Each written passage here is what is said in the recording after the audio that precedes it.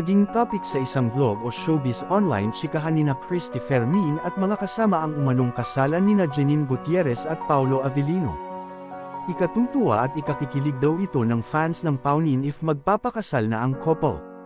Sa chikahan nina Christy at mga kasama ay naging topic ang kasalan daw nina Janine at Paulo. Next year, 2024 raw ang nakatakdang kasalan ng Paunin, patutuo ng source ni Christy.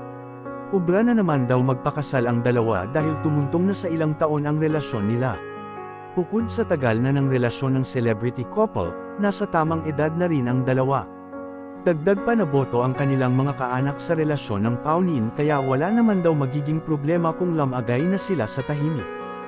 Maraming fans ang abangers na sa maituturing na intimate wedding, sana daw matuloy na dahil isa ito sa pinapangarap at pinagdarasal nila na maganap na ang pag-iisang dibdib ng dalawa.